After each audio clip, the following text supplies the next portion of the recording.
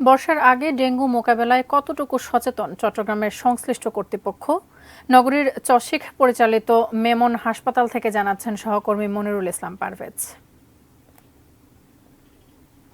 চট্টগ্রামে আমরা দেখতে পেয়েছি যে ডেঙ্গুর যে প্রকোপ সেটি গতবারও যে মৃত্যুর হার সেটি চট্টগ্রামে অনেক ছিল। আমরা সেই পরিসংখ্যানটি অবশ্য দুই রকম রয়েছে, একটি হচ্ছে যে স্বাস্থ্য মন্ত্রণালয় প্রেরিত, একটি হচ্ছে যে মানুষের মাধ্যমে আমরা যেটি জানতে পেরেছি।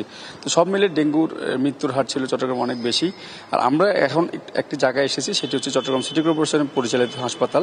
এটি হচ্ছে মেমন 2 হাসপাতাল। এখানকার যে বেসমেন্ট রয়েছে, এই বেসমেন্টে দীর্ঘদিন থেকে পানি জমে থাকে এবং এই পানি জমে থাকার কারণে এখানে যে ডেঙ্গু যে ডিম পাড়ার মশার সেটি কিন্তু ডিম পাড়ছে। চট্টগ্রাম সিটি কর্পোরেশন যারা আসলে মানুষকে সচেতন করবে, তাদের পরিচালিত প্রতিষ্ঠানের যদি এই করুণ দশা হয়, তাহলে মানুষ আসলে কোথায় যাবে বা এই বিচারটি মানুষ কাকে দিবে, এই ধরনের প্রশ্ন আমাদেরকে অনেকেই করেছেন। সব মিলে আসলে এই চট্টগ্রামের যে ডেঙ্গু পরিস্থিতি, যারা সচেতন করবে বা যারা সচেতন হবে, তাদের পরিচালিত প্রতিষ্ঠানে যদি এভাবে পানি জমে থাকে, আসলে এটি নিয়ে মানুষ একটি প্রশ্ন সবসময় তুলছে এবং এটি আসলে কারা ঠিক করবে।